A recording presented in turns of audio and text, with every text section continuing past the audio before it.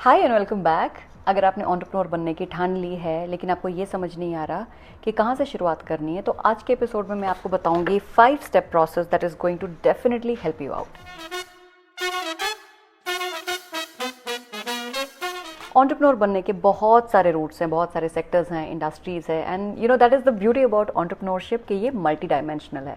और आज के एपिसोड में मैं आपको इन्हीं मल्टीपल रूट्स और सेक्टर्स के बारे में बताऊंगी ताकि आप एक इन्फॉर्म्ड डिसीजन ले सको about the path that you want to take. Please choose your top 3 जिनसे आप रिलेट कर रहे हैं, जिनमें आपको इंटरेस्ट आ रहा है और जिनमें आप अपनी लाइफ के अगले 10 साल कम से कम इन्वेस्ट करने के लिए तैयार हो।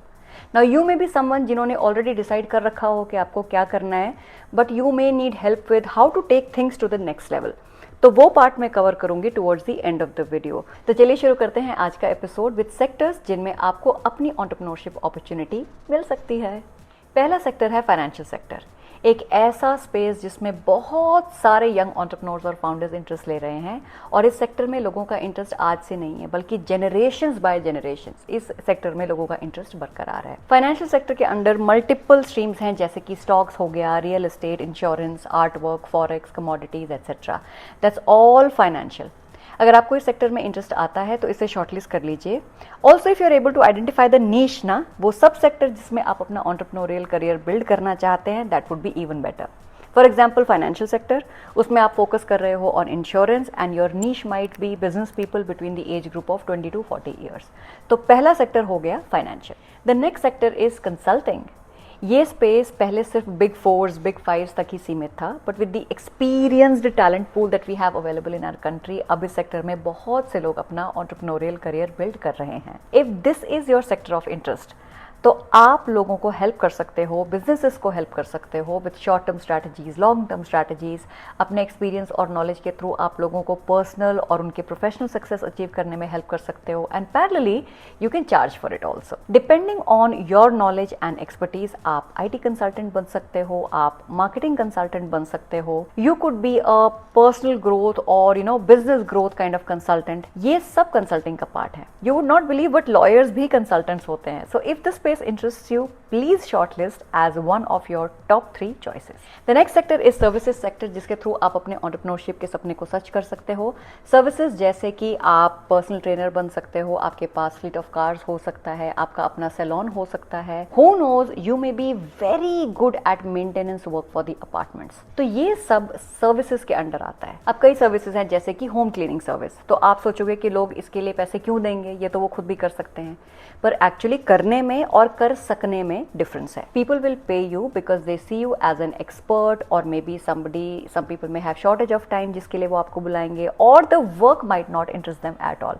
तो अगर ये सेक्टर आपके इंटरेस्ट का है, स्किल सेट्स अलाइंड है, I recommend you shortlist it. The next sector of your interest could be food and beverage, hospitality, restaurants, hotels, bars, night clubs. अगर इस टाइप के बिजनेस में आपको इंटरेस्ट है तो आप इस सेक्टर को शॉर्टलिस्ट कर लीजिए। मुझे हर हफ्ते कोई ना कोई मिल जाता है जो कहता है कि मेरा सपना है मैं गोवा में एक बार खोलूं या फिर मैं बैंगलोर में एक F&B आउटलेट खोलूं। लेकिन वैनिटी से थोड़ा परे हटके अपने आप से ये सवाल आप ज़रूर करना कि इस लाइन ऑफ बिजनेस को लेके आप वाकई सीरियस हो या आप इसलिए चूज़ कर रहे हो बिकॉज सुनने में बहुत कूल लगता है। आपको बिजनेस से रिटर्न ऑन इन्वेस्टमेंट चाहिए या फिर return on ego?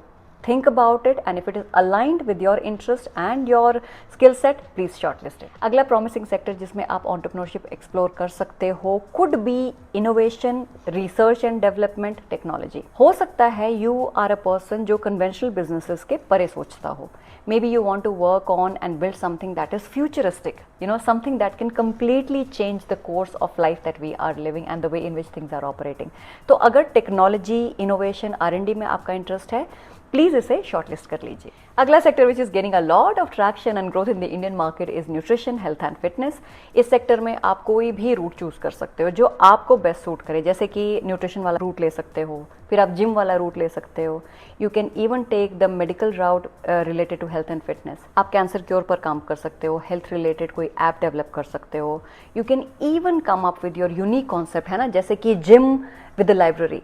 So totally up to you, your skill sets and your creativity. I'm really happy कि इंडिया का फोकस वापस आ चुका है on becoming a manufacturing nation, and given that I see a lot of potential in the manufacturing sector. It could be manufacturing of the whole product or its components. आपका interest skill set, resource availability हो सकता है हो towards manufacturing cars, computers, clothes etcetera. तो अगर आपका interest किसी भी टाइप की मैन्युफैक्चरिंग में है, डजंट मैटर स्मॉल स्केल और लार्ज स्केल, उसे प्लीज़ शॉर्टलिस्ट कीजिए। हो सकता है you want to manufacture something and become a brand in that space, so completely your choice. अगला सेक्टर है your expertise. Now you may feel कि ये कैसा सेक्टर है, हर काम में एक्सपर्टीज तो चाहिए ही होती है।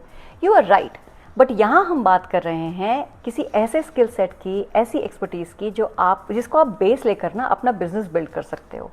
जैसे कि you may know a certain language जिसकी मार्केट में बहुत ज़्यादा डिमांड है, तो आप वो लैंग्वेज सिखा सकते हो सकता है आपको प्लम्बिंग आती हो, आपको इलेक्ट्रिकल का काम आता हो, आपको कोडिंग आती हो, आपको गारमेंट कंस्ट्रक्शन आता हो, उस चीज़ की नॉलेज हो। Therefore this can be a good option for building business. Tier 2, tier 3 में आप जाओगे तो आप देखोगे कि बहुत सारे बिजनेसेस इसी सेक्टर से जुड़े हुए हैं। जब इतने सारे सेक्टर्स की बात हम कर रहे हैं तो एंटरटेनमेंट को कैसे भूल सकते हैं।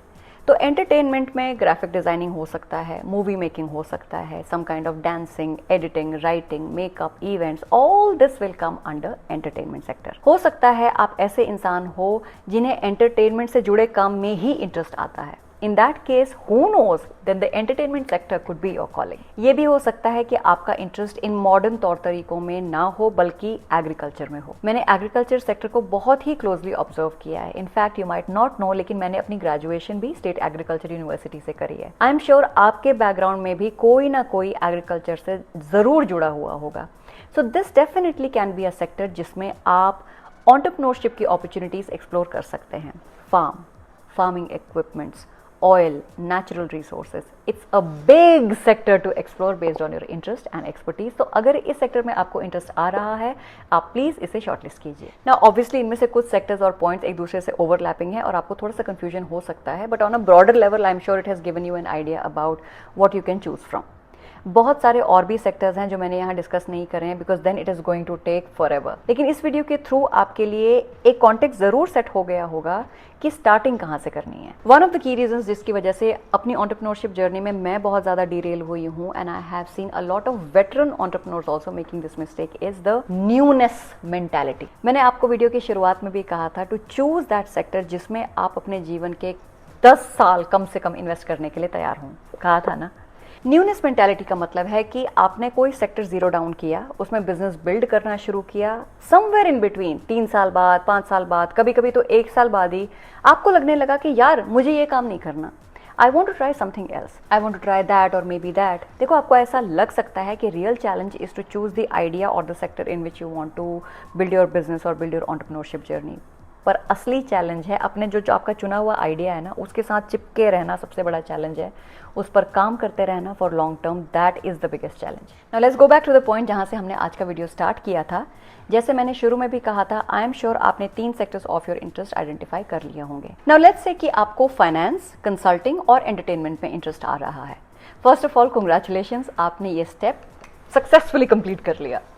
The next step that I am going to tell you is the real gold mine and not many people will tell you the secret which I am going to tell you now, so ध्यान से सुनना। Step number 2 is कि आपको जिस sector में interest आ रहा है ना, उसमें आप काम ढूंढो और काम सीखो। जी हाँ, काम ढूंढो और पहले सीखो।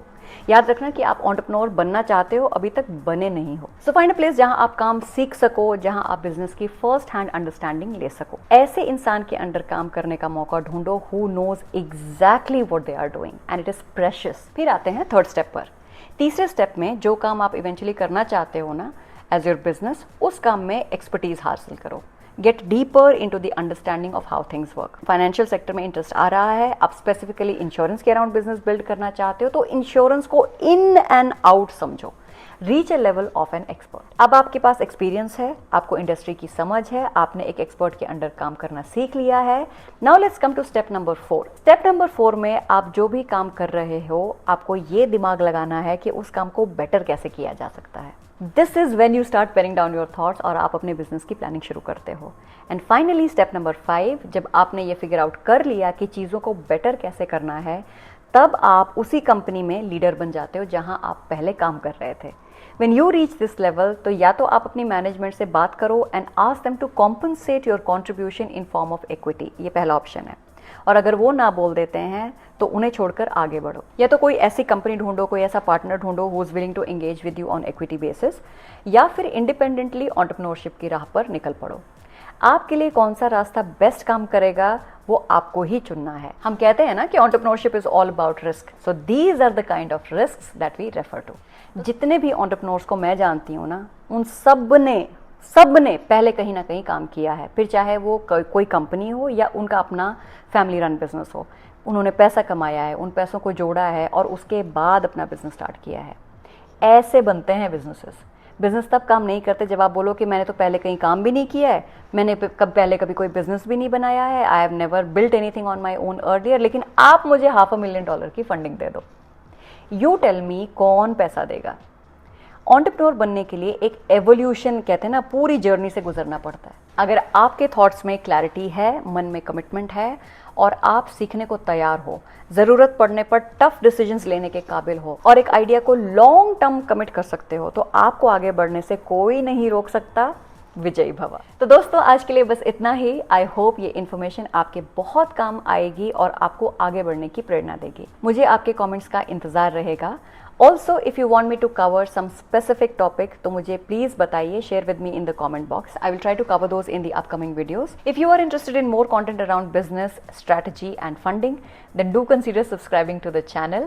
And if you want real time help with your business growth, tech development, funding enablement and international expansion, then do visit our website and connect with our teams. तो मिलते हैं अगले हफ्ते एक नए एपिसोड के साथ, जहां मैं आपसे डिस्कस करूंगी वो 10 चीजें जो आपको करनी चाहिए before you decide to become an entrepreneur. So see you next week. Until then, stay focused on your business, stay away from distractions, such a waste of time, and continue talking about values and ventures.